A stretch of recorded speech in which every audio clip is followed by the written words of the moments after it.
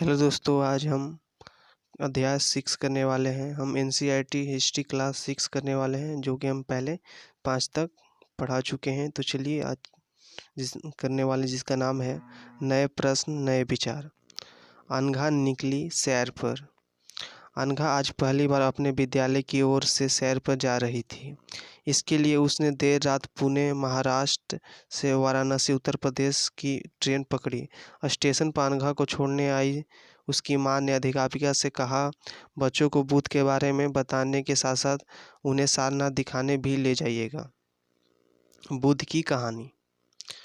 बुद्ध बौद्ध धर्म के संस्थापक थे, जिन्होंने इनके बचपन का नाम सिद्धार्थ था, जिन्हें गौतम के नाम से जाना जाता था। उनका जन्म लगभग 2500 वर्ष पूर्व हुआ था।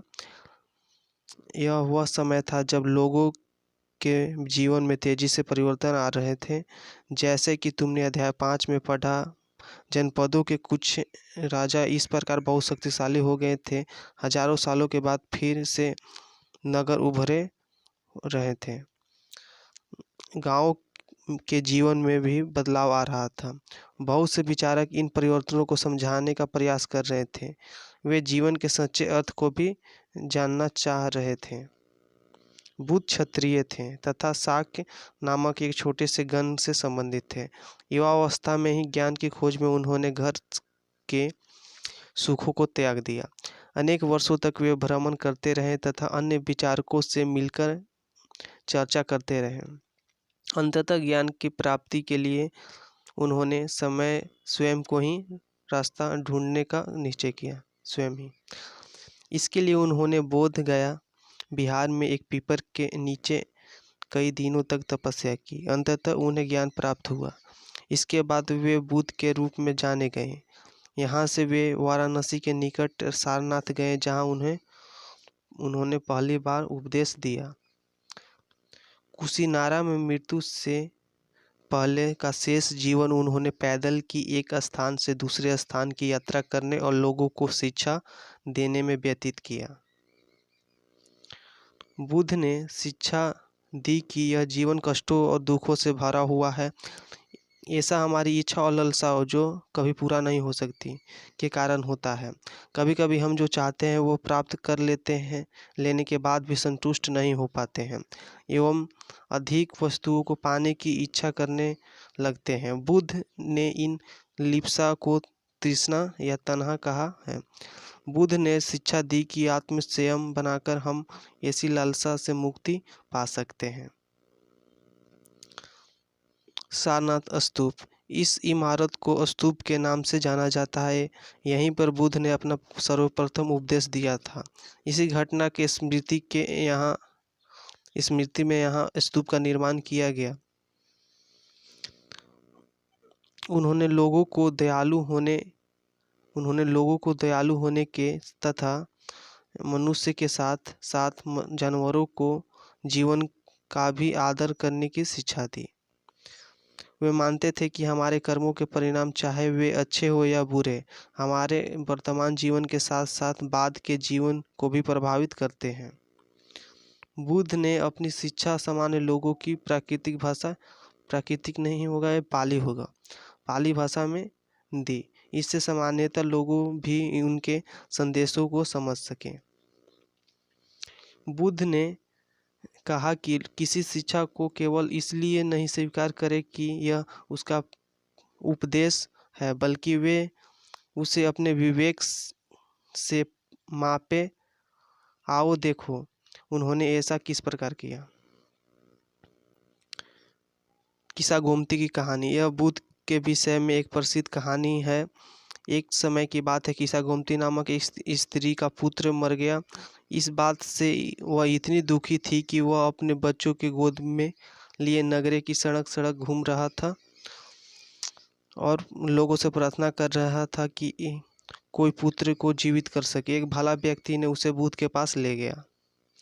बुद्ध ने कहा, मुझे एक मुट्ठी सरसों को बीज लाकर दो, मैं तुम्हारे पुत्रों को जीवित कर दूंगा। किस्सा गोमती बहुत प्रसन्न हुआ, पर जैसे ही वह बीज लाने के लिए जाने लगी, तभी बुद्ध ने रोका और कहा, यह बीज एक ऐसे घर से मांग कर लाओ जहाँ पर किसी की मृत्यु न हो। हुई हो अभी तक। किस्सा गोमती ने एक दरवाजे से दूसरे दरवाजे तक गई, लेकिन वह जहाँ भी गई उसने पाया कि हर घर में किसी न किसी की पिता माता बहन भाई पति पत्नी बच्चे चाचा चाची दादा दादी की मृत्यु हुई थी। उपनिषद। जिस समय बुद्ध उपदेश दे रहे थे उसी समय या उससे भी थोड़ा पहले दूसरे अन्य चिंतक भी कठिन प्रश्नों का उत्तर ढूंढने का प्रयास कर रहे थे। कुछ मृत्यु के बाद के जीवन के बारे में जानना चाहते थे, जबकि अन्य यज्ञों की उपयोगिता के बारे में जानने को उत्सुक थे। इसमें से अधिकांश चिंतक को यह मानना था कि इस विश्व में कुछ तो ऐसा है जो अस्थायी है, जो मृत्यु के बाद भी बचा रहता है। इसका वर्णन आत्मा या ब्रह्म अथवा सर्वभौम आत्मा के रूप में किया है। वे मानते थे कि अंततः आत्मा तथा ब्रह्मा एक ही है। इससे कई विचार का संकलन उपनिषदों में है। उपनिषद उत्तर वैदिक ग्रंथों का एक हिस्सा है। उपनिषद का शाब्दिक अर्थ गुरु के समीप बैठना। इस ग्रंथों में अध्यापकों और विद्यार्थियों के बीच बातचीत का संकलन किया गया है। प्राय यह विचार सामान्य वार्तालाप के रूप में प्रस्तुत किए गए हैं।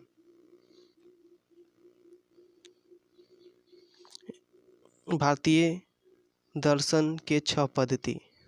खड़ दर्शन।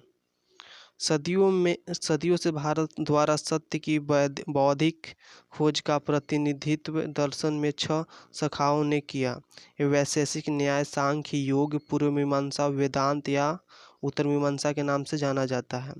दर्शन के इन 6 पद्धतियों की स्थापना क्रमशः ऋषि कनाद, गौतम, कपिल, पतंजलि, जैमिनी, व्यास द्वारा की मानी जाती है, जो आज भी देश के बौद्धिक चर्चा को दिशा देते हैं। जर्मन मूल के ब्रिटिश भारतविद फ्रेडरिक मैक्स मूलर के अनुसार दर्शन की इन 6 शाखाओं का विकास कई पीढ़ियों के दौरान व्यक्तिगत विचारकों का योगदान से हुआ है। यद्यपि ये एक दूसरे से भिन्न दिखते हैं, तथापि सत्य की इनकी समझ में आधारभूत तालमेल दिखता है। बुद्धिमान भिखारी। यह वार्तालाप छंदोग्य उपनिषद नामक प्रसिद्ध उपनिषद की एक कहानी पर आधारित है। शौनक वे अभिप्रतारिण नामक 2 ऋषि सर्वभौम आत्मा की उपासना करते थे। एक बार ज्यों ही वे भोजन करने के लिए बैठे, एक भिखारी आया और भोजन मांगने लगा। शौनक ने कहा, हम तुम्हें कुछ नहीं दे सकते हैं। भिखारी ने पूछा, द्विजन, आप किसकी उपासना करते हैं? अभिप्रतारिण ने उत्तर दिया, सार्वभौम आत्मा की। ओह, इसका मतलब आप यह जानते हैं कि सार्वभौम आत्मा संपूर्ण विश्व में विद्यमान है?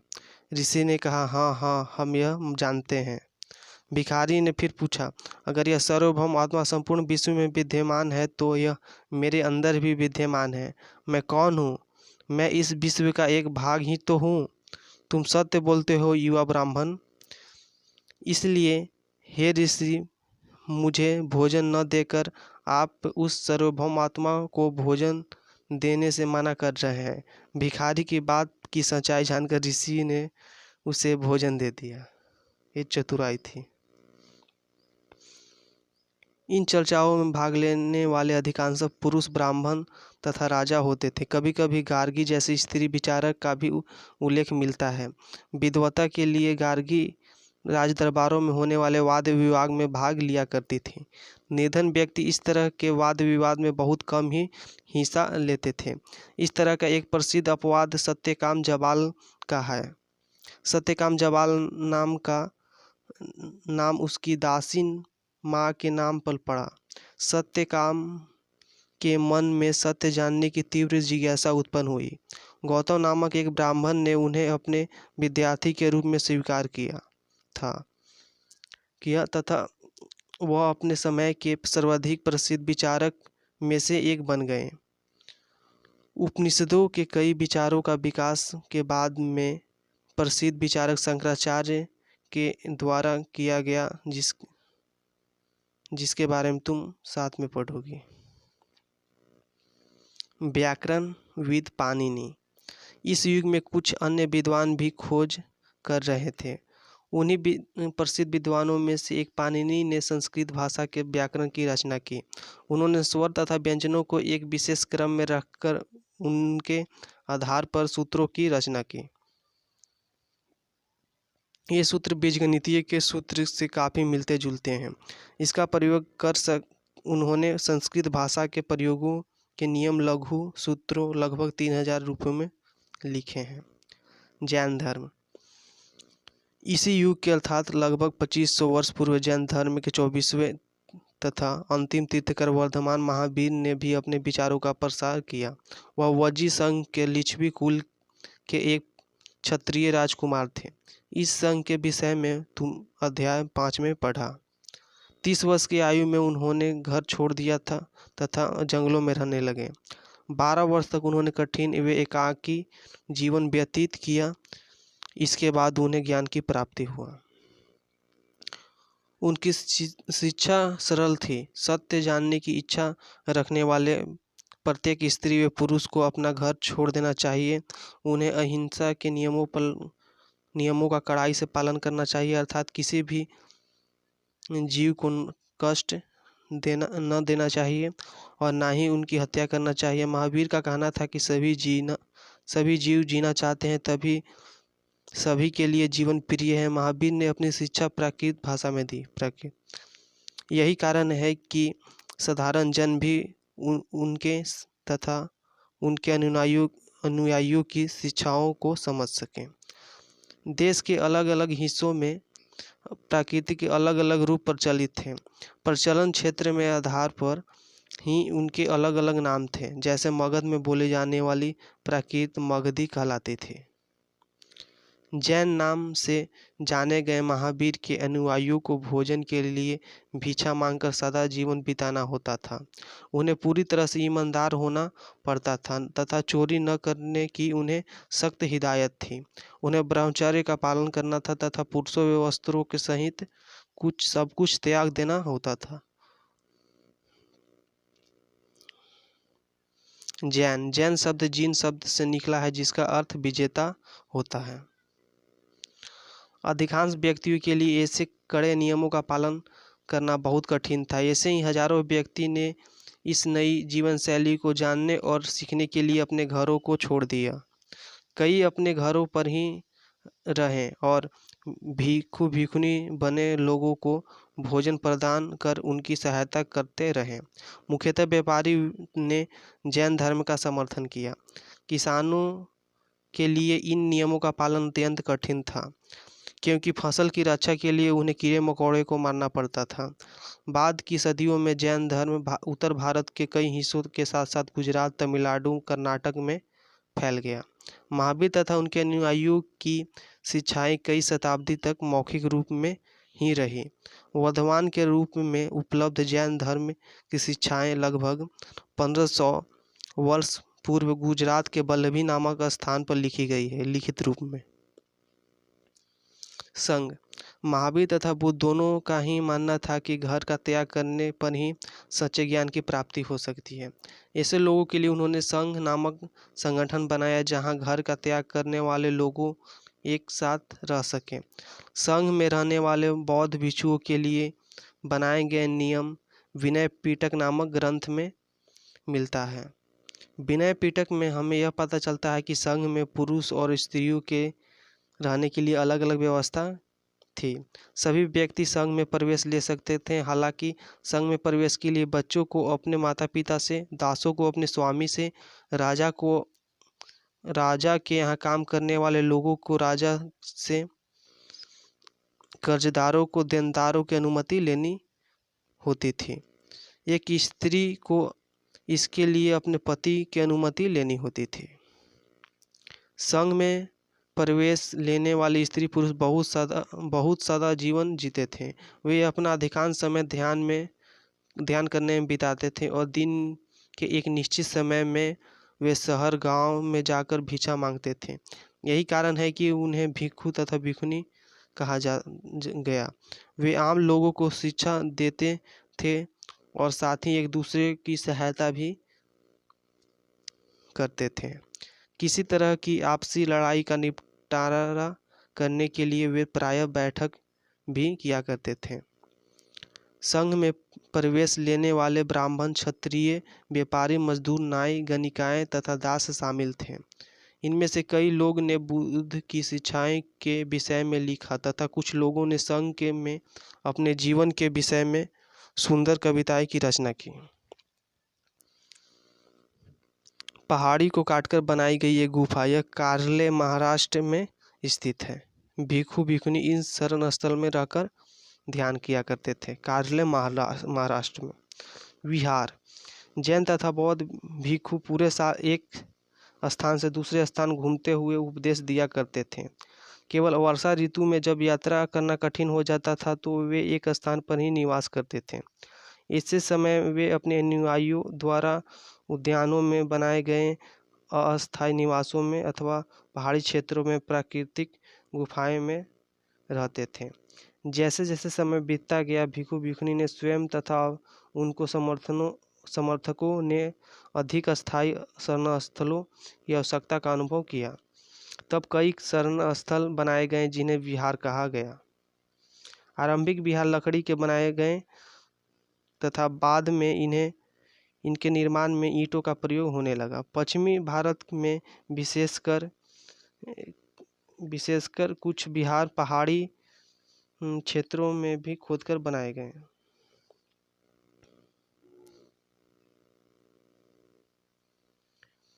एक बौद्ध ग्रंथ से ज्ञात होता है।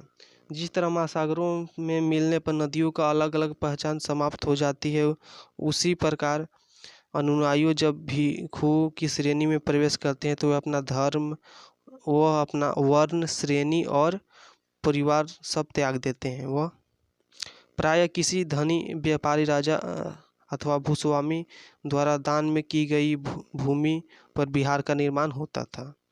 स्थानीय व्यक्ति भिक्षु भिक्षुनी के लिए वस्त्र, भोजन तथा दवाइयाँ लेकर आते थे, जिसके बाद ये भिक्षु और भिक्षुनी लोगों को शिक्षा देते थे। आगे आने वाली शताब्दियों में बौद्ध धर्म उपमहाद्वीप के विभिन्न हिस्सों के साथ साथ बाहरी देशों में भी फैल गया। आश्रम व्यवस्था जैन तथा बौद्ध धर्म जिस समय लोकप्रिय हो रहे थे उसी समय ब्राह्मणों ने आश्रम व्यवस्था का विकास किया।